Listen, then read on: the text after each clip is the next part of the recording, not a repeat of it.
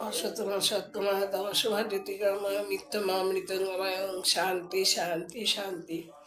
নমস্কার। আজ আমি প্রথমে রাশিফলটা সংক্ষেপে বলে নেব। মেষ হচ্ছে বেলার দিকে শুভত্ব শুরু, বৃষ হচ্ছে ধন ক্ষয় চক্ষু ও পদপীড়া, মিথুন সুস্থতা, কর্কট পদপীড়া, সিংহ অর্থলাভ ও প্রেমে সাফল্য, কন্যা হচ্ছে কর্মে বাধা নাশ, শরীর খারাপ, তুলা তুলা হচ্ছে পীড়া, ধনু তুলা আর বিচ্ছিক দুটোই পীড়া এবং বাধা। ধনু হচ্ছে সার্বিক শুভ, মকর হচ্ছে মকর অর্থলাভ ও চক্ষু ও বক্ষ পীড়া, কুম্ভ বাধা ও পীড়া, মীন হচ্ছে পীড়া আর বন্ধু না।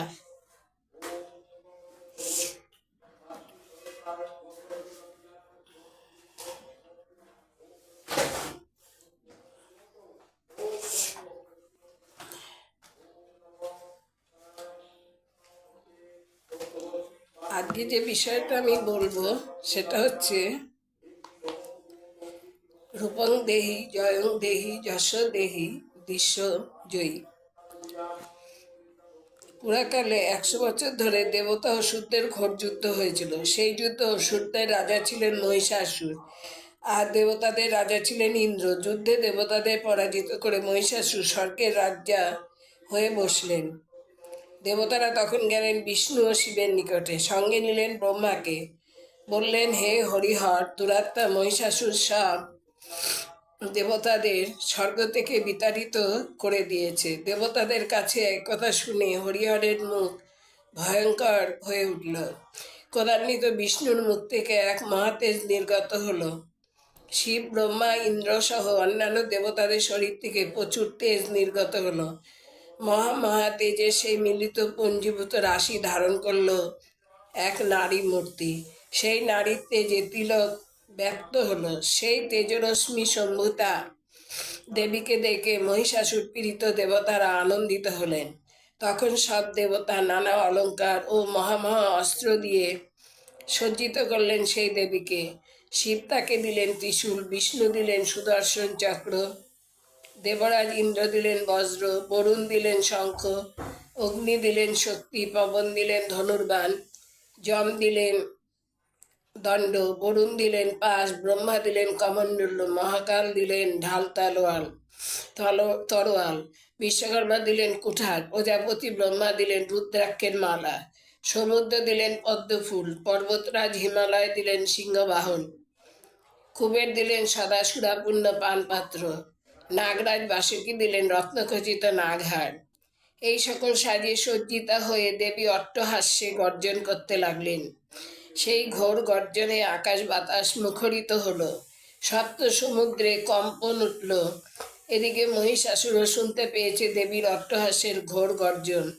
অসুরদের নিয়ে ধাবিত হলো সেই সিংহনাদের দিকে। সেখানে গিয়ে দেখলো এক দেবীকে, তার অঙ্গের জ্যোতিতে ত্রিভুবন আলোকিত হয়ে উঠেছে। তার পদভারে পৃথিবী নত হয়ে পড়েছে, তার মাথার মুকুট আকাশ স্পর্শ করেছে। মহিষাসুরকে দেখে দেবীর অট্টহাস্য বেড়ে গেল। শুরু হলো মহিষাসুর বাহিনীর সঙ্গে দেবীর ভয়ঙ্কর যুদ্ধ। মহিষাসুর মহিষের রূপ ধারণ করে দেবীর সৈন্যদের ভয় দেখাতে লাগলেন। কাউকে মাথায় আঘাতে, কাউকে খুরের আঘাতে, কাউকে বা সিংহের আঘাতে বিদীর্ণ করলো। তারপর ধেয়ে গেল দেবীর বাহন সিংহকে বধ করতে। দেবী ভয়ানক ক্রুদ্ধা হয়ে পাশাস্ত্র নিক্ষেপ করে মহিষাসুরকে বেঁধে ফেললেন। তখন সে মহিষাকৃতি পরিত্যাগ করে সিংহের রূপ ধারণ করলো। যুদ্ধের সমানে নিহত হতে লাগলো মহিষাসুরের সৈন্যরা। এমনি করে নিজের সৈন্যদের বিনষ্ট হতে দেখে মহিষাসুর মহিষের রূপ ধারণ করলো। তারপর গেল দেবীর বাহন সিংহকে বধ করতে। দেবী ক্রুদ্ধ হয়ে পাশাস্ত্র নিক্ষেপ করে বেঁধে ফেললেন মহিষাসুরকে। তারপর বিশাল খড়গের আঘাতে মহিষাসুরের মাথা কেটে ফেললেন। মহিষাসুরের মৃত্যুতে আনন্দিত দেবতারা দেবী দুর্গা স্তুতি করতে লাগলো। হে দেবী চণ্ডিকা, তুমি সকল রিপুকে দূর করে আমাদের রক্ষা করো। হে দেবী অম্বিকা, তুমি সকল শত্রুকে দমন করে আমাদের রক্ষা করো। হে দেবী দুর্গা, তুমি সকল দুর্গতি নাশ করে আমাদের রক্ষা করো। আমাদের রূপ দাও, জয় দাও, যশ দাও। রূপং দেহি, জয়ং দেহি, যশ দেহি, দিশো দেহি। আজ এই পর্যন্ত।